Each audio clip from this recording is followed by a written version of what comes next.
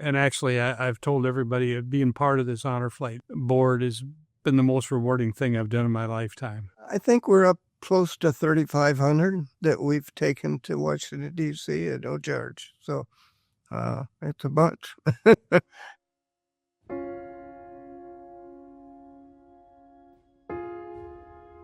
Well, the Brushy Creek actually began in 2009. So the purpose of the Honor Flight originally was to take the World War II veterans to the war memorials in Washington, D.C. Peggy Detman. I'm from Sac City, Iowa, and I'm a board member for the Brushy Creek Area Honor Flight out of Fort Dodge. The compassion that this whole board gave to the purpose of the Honor Flight was just incredible. My dad was a World War II veteran, but he passed away before we started doing the Honor Flights out of Fort Dodge, or else I would have taken him. I'm a Vietnam veteran myself. And my name is Charles Walker from Fort Dodge, Iowa. Been on the board of the Brushy Creek Area Honor Flight since the beginning. I was asked to participate on the board because I'm an attorney. When I went to that first board meeting to talk to them about that, they asked me if I wanted to be on the board. There was no hesitation. I was in.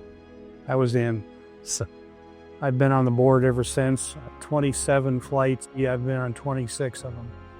I'm a Vietnam veteran myself. I was in Vietnam from March of 69 to March of 70. I'm Russ Naden. I'm on the board of directors for the Brushy Creek Area Honor Flight. I live in Webster City. In 2009, and when we formed the board, I was asked if I would like to be on it, and I said, sure, I would. That'd be great. We gather the veterans at the airport. We get them checked in, loaded on the plane, and there's always a group of people there to meet us. Started off the first flight, we maybe had 40, 50 greeters. The last flight we did before COVID, we probably had 800 people there at the Dulles Airport to welcome the veterans. That's part of what makes this so rewarding, you know. The Vietnam Wall, of course, with all the names, I mean, that's a moving place. The Vietnam guys didn't get a welcome coming back. So it's important for all three groups, and it will be in the future, too. If we go to the World War II Memorial, we'll go over to the Iwo Jima Memorial. We go see the changing of the guard. Every memorial went to, the kids would come up to him.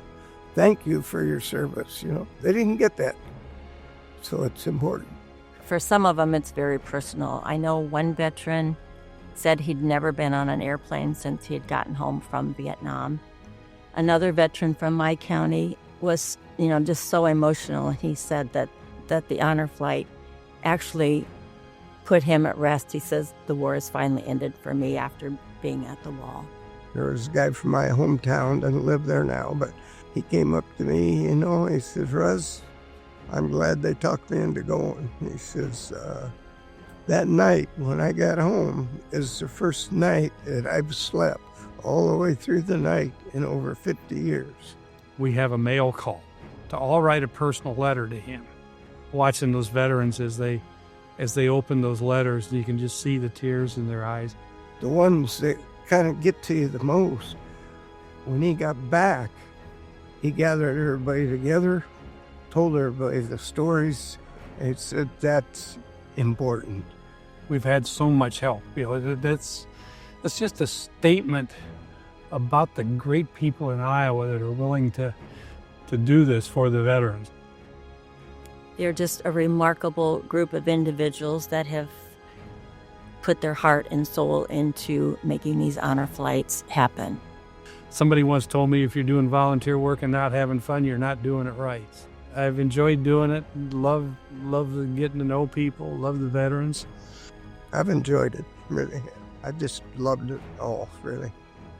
And what was your reaction when you heard you got won an award of Heroes of the Heartland? Kind of amazed. I always just kind of thought it was individual life-saving thing, but, life-changing makes a difference too.